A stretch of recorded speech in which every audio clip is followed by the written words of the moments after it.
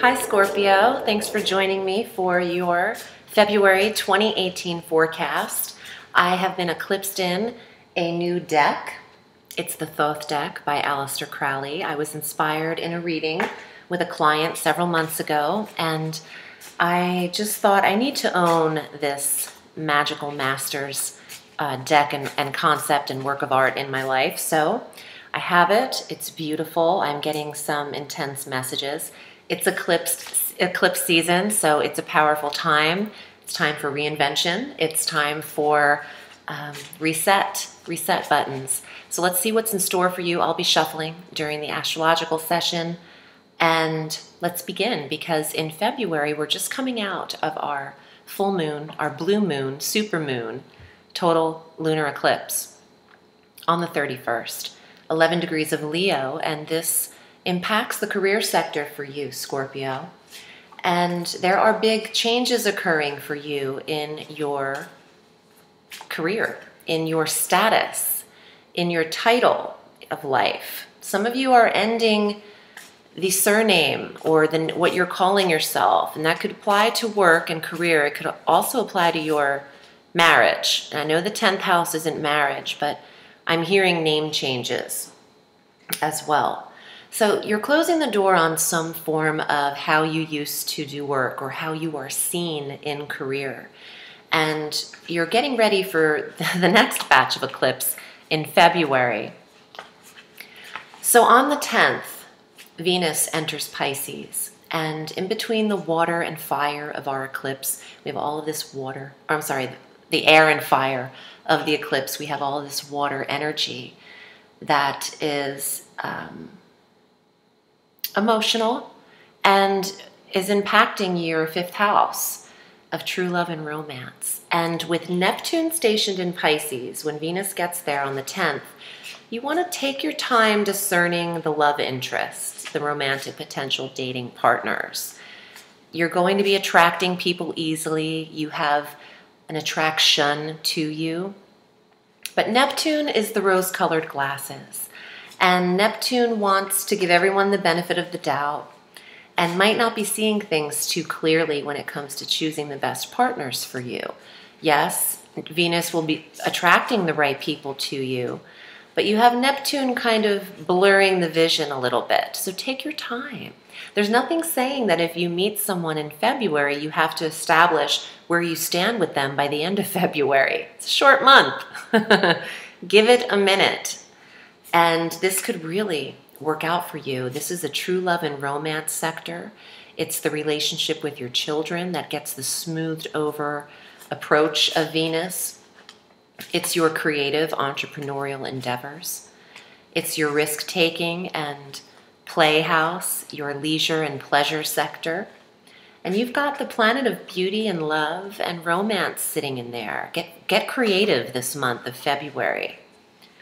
On the 15th, the day after Valentine's Day, if you celebrate that, happy Valentine's Day, we have our new moon partial eclipse at 27 degrees of Aquarius. So, eclipse season, it's shaky, it's shaking things up. So you might be eclipsed in a new environment, Scorpio. How do you like where you're living?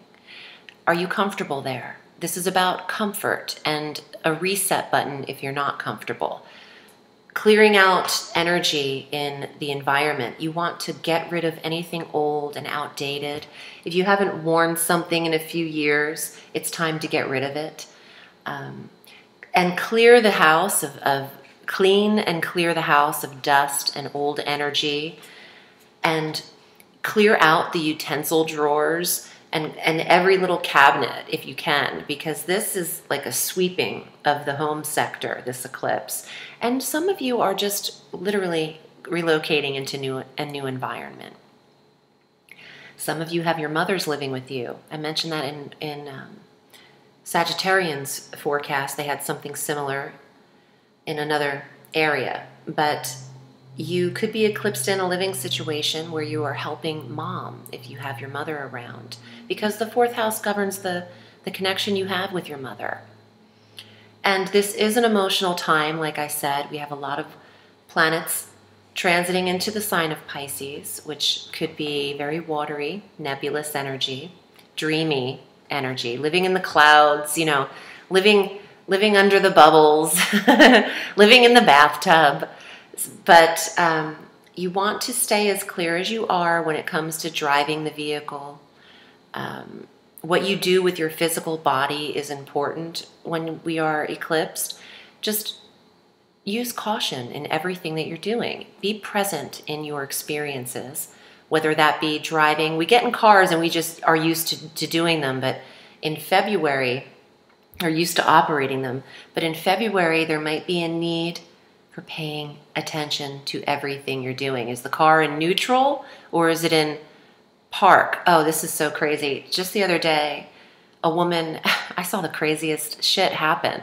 This woman thought she parked her car, and I was walking up to the bank, and she's out of her car, and her car just starts moving backwards into a major cross street. She starts running after it. I just pick up my phone immediately and just call 911 because I'm like immediately assuming this is going to go badly.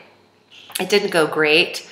The car got hit, but there was a lot of people that did not get hurt, and she just wasn't thinking. She thought she put it in park. So it's that kind of thing. You can just be eclipsed out of your normal mind. So just use caution in what you're doing. And use caution with your children, because the fifth house of children, when they're on the play set, it's just a swing, but you don't want them to fall. You don't want anything to happen where you would feel responsible for it.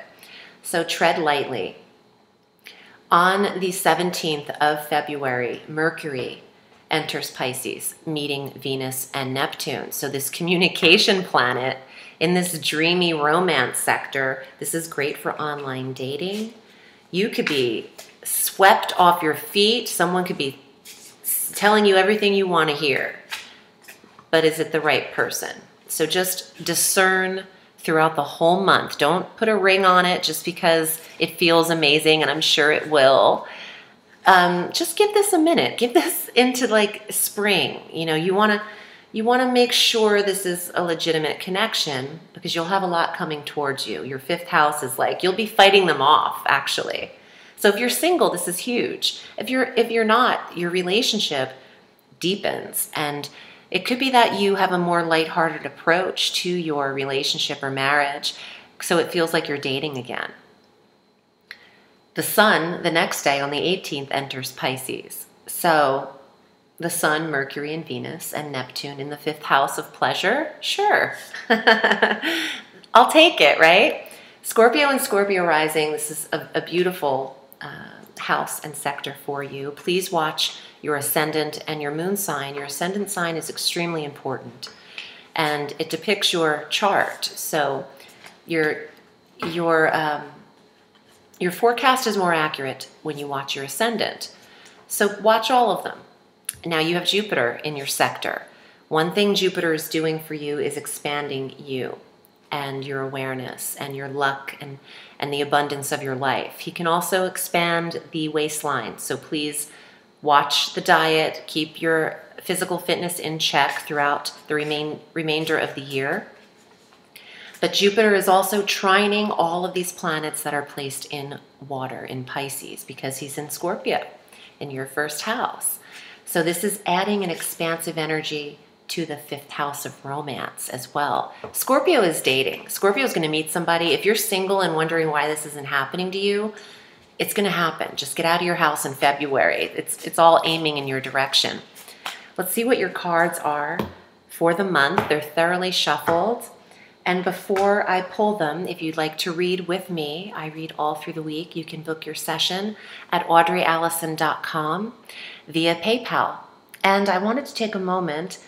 Once every blue moon, I like to pay homage to an artist or an inspiration in the metaphysical arts. And I picked Aleister Crowley because in 1938, he started to create the concept of this tarot deck. And he finished in 1942 with the help of Lady Frida Harris, who did the illustrations on this deck. And in the booklet that came with it, there was a quote of his that really reached me and pinpointed how I feel about the tarot. So I'd like to read his quote. The tarot is a pictorial representation of the forces of nature, as conceived by the ancients according to a conventional symbolism. At first sight, one would suppose this arrangement to be arbitrary, but it is not. It is necessitated by the structure of the universe, and in particular of the solar system, as symbolized by the Holy Kabbalah. It just wraps everything up, and tarot and astrology are so akin to one another and draw from one another and based from each other. And I just feel like that just was so beautifully expressed that I wanted to pay homage to him and respect. So let's get to your cards for the month of February, Scorpio. Ooh, what? The first card out is the universe, the world, number 21 in the major arcana.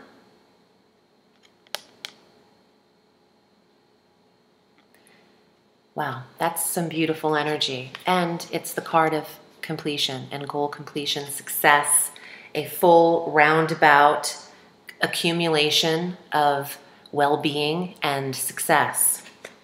The next card, Four of Cups. I was like, what is this? This deck is keeping me on my toes because he doesn't use the same terminology. It says luxury at the bottom. What I know of the Four of Cups is this is a card of emotional energy, and you could be overwhelmed. You could be upset about having to let go of a few things. You could be turning back a little bit too, and in eclipse time, I think you could be trying to release old wounds, which is common in eclipse season. Let's see what else is here for you. Wow, this is such a cool card. Queen of Discs, Queen of Coins. That looks like a Capricorn female if I ever saw one. She's got those goat horns coming out of her head. So what a beautiful card for owning the career. And the first eclipse brings closure to the 10th house, career sector, earnings, high earnings, potential, success. Could be an earth sign female, a Taurus, Capricorn, or Virgo. Let's see what else is here. Five of Wands. It says strife. This is a card of having to defend yourself and getting, on guard. Your defenses are up. And you don't have to take that disposition or that stance. It doesn't serve you well, Scorpio. Oh, another card, the Star. I'll get to these more in a minute. This is a beautiful major arcana. So you start the reading with the world, or the universe, as Alistair would call it. And you end with the Star, which is an Aquarian card. And it's also a card of your hopes and goals and wishes. And it is a card of peace and tranquility and recognition. Oh. You don't have to defend your decision to leave your job also, or change career paths at this time. You are going on your own course of action here to accumulate your earnings. You should do whatever work you are inspired to do. And if you trust your vision, like the Star, trust your vision, you won't have to feel like you need to explain yourself and defend yourself. I don't know why I want a fence. I want a sword in my hand. That's how I feel, to be defensive with. But you don't have to take that stance. It could be that it's not worth explaining. This is just what you want to do. No one's reaction matters. You've completed, you start this month knowing you've already completed something big. And that full moon, total blue moon in the career sector, in the world, this blue circle, You might decide to retire if you're of that age, or take an early payout, early buyout. It could happen. Don't be sad about the decisions that you've already made. You cannot unmake them. Stay present and move forward. I hope that this was helpful. I'm wishing you a beautiful month of February. Remember, the sky is limitless, so reach for the stars.